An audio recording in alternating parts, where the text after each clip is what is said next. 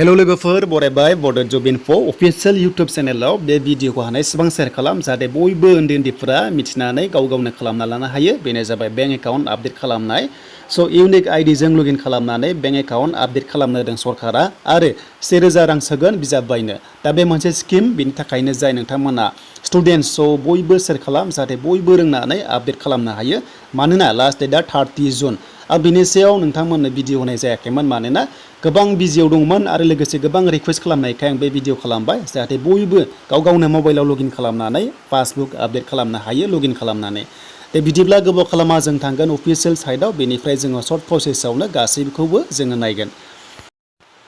अफिशियेल साइटआव फैनांगोन directorate of higher education DHE होनानै बेनिफ्राय DHE अनलाइन admission.mtron.in नोंथांमोना बे लिंकखौहाय डिसक्रिप्शनाव नाय डाइरेक्ट बे पेजआव फैनो हागोन दे बेनिफ्राय बुंदों जे सरकारा दायो माने टेक्स्ट बुकनि थाखाय मोनसे 1000 स्किम होदों आरो लास्ट डेटआ 30 जुन नाथाय बेखौहाय बारायनोबो हागौ दा जायखिजाया लास्ट डेटआ 30 जुन साननै दंबावो बेखौ नायनानै नोंथांमोना गावनो आपडेट खालाम नोंथांमोना जेब्ला इउनिक आईडी मोनदोंमोन जेब्ला एडमिशन लानो थाखाय इउनिक आईडी खालामदोंमोन आरो बिनि सायाव सिगांनो गोदोनो भिडिअ होदोंमोन आरो बयबो खालामना लाखादोंमोन स' बिनिफ्राय लगिन खालामबा बबेयाव खालामनांगौ बेनो जाबाय सेकेन्ड अपसन स्टुडेन्ट्स लगिनआव इउनिक आईडी आरो बार्थडे होनानै लगिन खालामनांगौ अके बे स्टुडेन्ट्स लगिनआव क्लिक खालामनाय लोगो नोंथांमोननि माखासे पेजआ अपेन जागोन आरो बेयाव पेजआ अपेन जानाय लोगो नोंनि इउनिक आईडी दंमोन ना एडमिशन लानो थाखाय खालामनाया बेखौ होनानै बार्थडे होनानै लगिन खालामनांगौ आरो जेब्ला लगिन जागोन अब्ला नोंनि प्रफाइला गासैबो श' जागोन आरो बेनिफ्रायनो आपडेटखौ खालामना लानांगौ बा नोंनि पासबुक आपडेट एड्रेस जायखिजाया क्लास गासैखौबो बेयावनो हाजोबो आं बेनि सायाव सिगांनो भिडिअ खालामखादोंमोन जायफ्रा नायदों गासैबो रोंखागोन आरो जायफ्रा नायाखै नोंथांमोनाबो सोलोंना लादो फंबायमोन बिनानावमोना जाहाथे बे रांखौ मोननो हायो 1000 राङा सरकारनिखा मोननो गोनांखा नोंथांमोननि थाखाय बानायनायखा जाहाथे बे स्किमनि रांखौ लायो आरो खामानियाव होयो बिजाब बायनायाव स' बिदिब्ला लडिं जानो एसे टाइम लागोन एसे नेथ'दो नेटआ स्पिड जानाय लोगो बेयो अपेन जागोन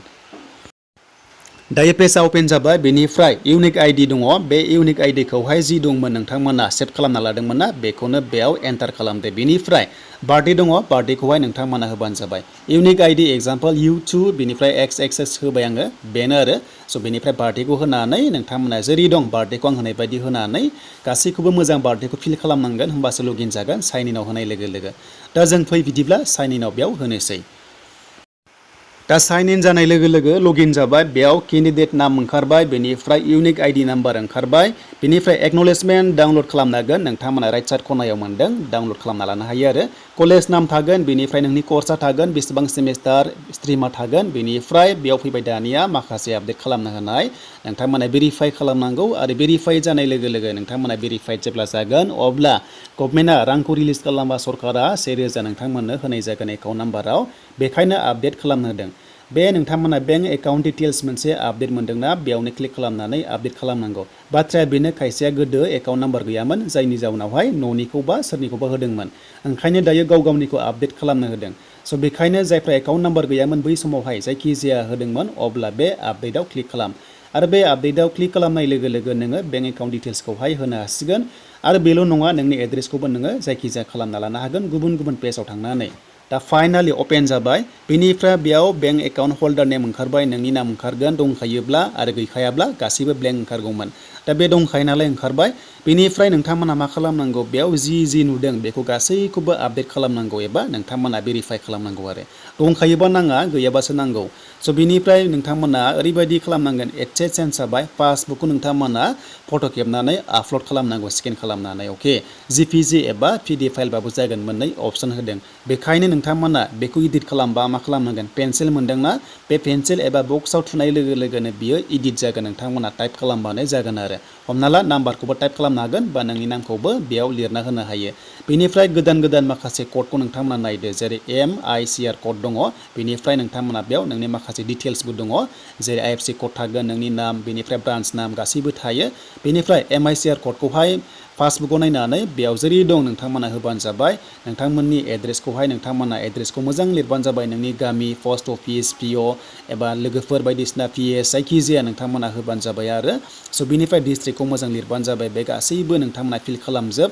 दा बिनिफ्राय जास्ट नोंथांमोना होखांनानै गासैखौबो अके जाब्लासो आपडेट खालाम नाथाय लोगोफोर बे पासबुक नोंथांमोना आपल'ड खालामथारनांगोन नङाबा आपडेट जानाय नङा स' बेखायनो फ्रन्ट पेजखौ नोंथांमोना फट' खेबनानै पासबुक नोंथांमोना हरनांगोन दा बोरै हरगोन नोंथांमोना बे पासबुकखौ फट' खेबनानै मोनसे सुज फाइल मोनदोंना सुज फाइलाव क्लिक खालामनाय लोगो लोगो केमेरा अपेन जागोन बा नोंथांमोना फट' खेबनानैबो लानो हागोन दा केमेरा अपेन जाबाय बेनिफ्राय नोंथांमोना पासबुकखौ फट' खेबदो बेनिफ्राय सेभ मोनदों बे सेभआव सेभ होनाय लोगो लोगोनो बियो आपडेट जागोन दा बेखायनो थाब खालामना लादो जि प्रसेस आं होदों बेनिफ्राय पासबुक होआबा जानाय नङा बेनिफ्राय लडिं जागोन लडिं जानाय लोगो लोगो भेरिफाइड जागोन आरो भेरिफाइड जाबानो नोंनि एकाउन्टआव 1000 राङा हाबगोन जेब्ला सरकारा नोंथांमोननो रांखौ होनाय जागोन स' बेनिसिम भिडिअ हानायसेबां शेयार खालामदो जाहाथे बयबो मिथिनानै गाव गावनो मबाइलावहाय आपडेटखौ खालामना लानो हायो फंबाय एन्ड बिनानाव मोनाहाय